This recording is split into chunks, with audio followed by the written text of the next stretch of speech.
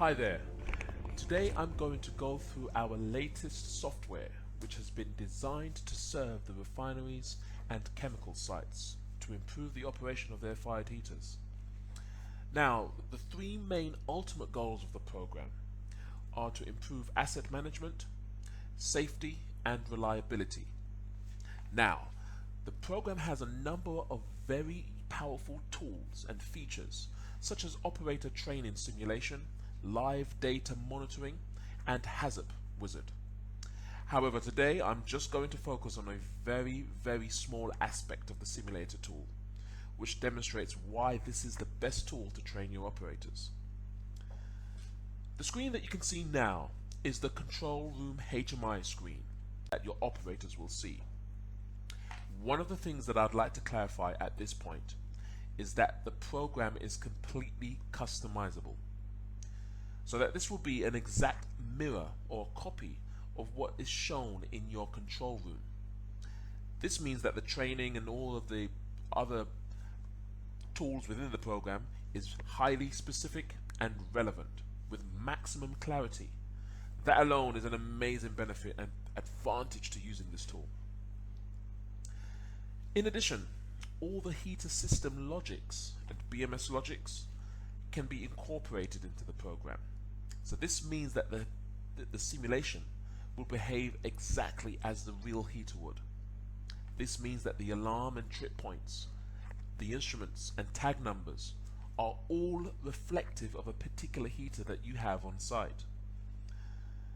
Okay, so now you can see the heater is in a stable state.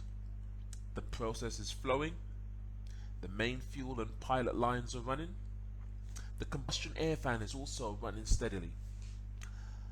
I'm going to show you how the alarm and trip messages are shown, whilst giving you the additional information to the operator to avoid escalation to trips.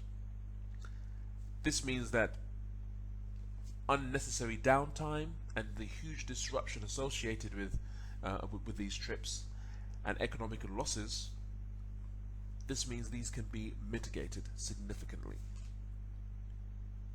A huge proportion of heater trips can be avoided if only the operator has the correct information and clear guidance on how to safely bring the heater back into a steady operation. Downtime of the heater can cause huge disruptions in the overall refinery processing and can have a huge financial impact, reducing the profitability of the refinery's operations.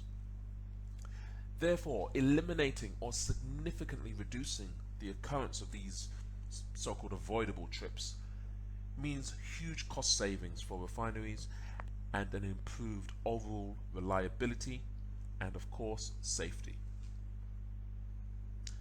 Okay, the fuel is now stable, as you can see, but I'm going to force the valve into a high position so that an alarm is generated. Okay, let's go.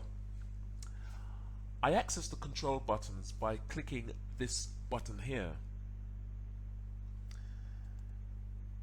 Then what I'm going to do now is simply turn off the auto control on the fuel. And once again, the controls and other aspects of this program is discussed in other videos. I'm not going to go into all the controls at the moment, but just so much as to say that I'm going to turn off the automatic control on the fuel.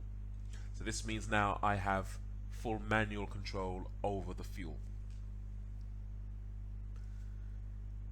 So I'm going to now move the valve into an unreasonably high position.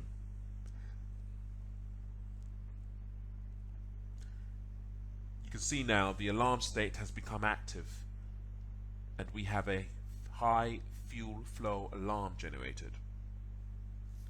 But in addition to the alarm state, we can also see a message below telling us to move PCV 101 to a more closed position. It tells us to close the control valve in order to bring it back to a safe condition. PCV 101 is the control valve. This very simple extra note is an example of the intelligence within the program that informs the operator on a suitable corrective action to safely clear the alarm. This now means that instead of the alarm progressing to a trip, the operator has clear information on the necessary action to clear the alarm. Let's try another example. I'm going to put the fuel back to normal, and I'm going to now reduce the fan speed, cutting the air supply to the burners, of course. Once again, as you can see, we have an alarm alert. The low flow air alarm has been generated, and we also have the suggested corrective actions.